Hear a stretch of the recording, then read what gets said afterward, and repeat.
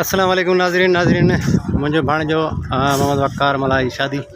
जे काज में अज अस पहुची आयूँ इंशाअल्लाह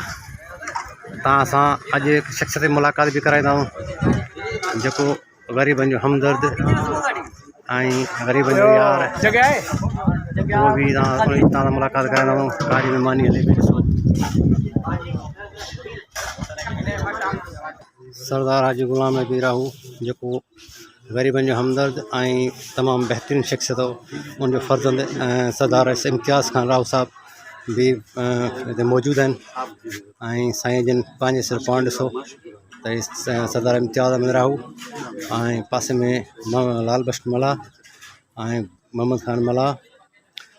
घोट वकार मला भी मौजूद हैं साईं जिन सब हर राज जे पढ़े राज उन निदान मिलण उन मुलाक़ात कंदा बाक़ायदा हुनजी सां हमदर्दी मोहब्बत इज़हार कंदा अड़ी शख्सियत प्यारी जो बाक़ायदे मिलण ला दिल चवे तो अज तव्हांजे साम्हूं रस सरदार इम्तियाज़ अहमद राहू साहब मौजूद हैं साईं जिन के हिते ॾिसी करे तमामु ॾाढी ख़ुशी थी बेहतरीन ज़बरदस्त तो अचो साईं का कुछ इलेक्शन के बारे में मालूमात वठूं तो साईं तव्हां इलेक्शन के बारे में असां कुछ हाल अहवाल कंदो बिस्मिल्लाहिर्रहमानिर्रहीम साईं अल्लाह साईं ख़ैर कंदो इंशाअल्लाह असांजे वालिद साहब असांजे भाउ इमदाद साहब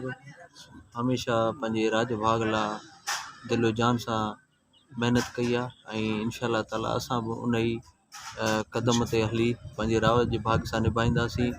इलेक्शन हिकिड़े ॾींहं जी आहे पर इहो राज भाग में रहणो असांखे हमेशह हिते ई रहणो आहे हिते ई रहंदासीं हुनजे ॾुख सुख में इंशाअल्लाह असां उन्हनि सां गॾु हूंदासीं आदि हुजे मादी हुजे ॾींहुं ततो हुजे पेरनि उघाड़ा पंहिंजे राज भाग सां ईंदासीं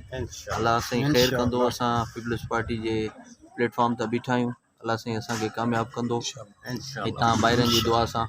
इंशाअल्लाह कामयाबु थी तव्हां ॿाहिरनि जी ख़िदमत में वरी हाज़िर थींदासीं ईअं कोन्हे जो वोट वठी वरी वॾेरा गुम थी वेंदा असां उन्हनि वॾेरनि मां कोन आहियूं असांखे रहणो बि हिते अमल बि हिते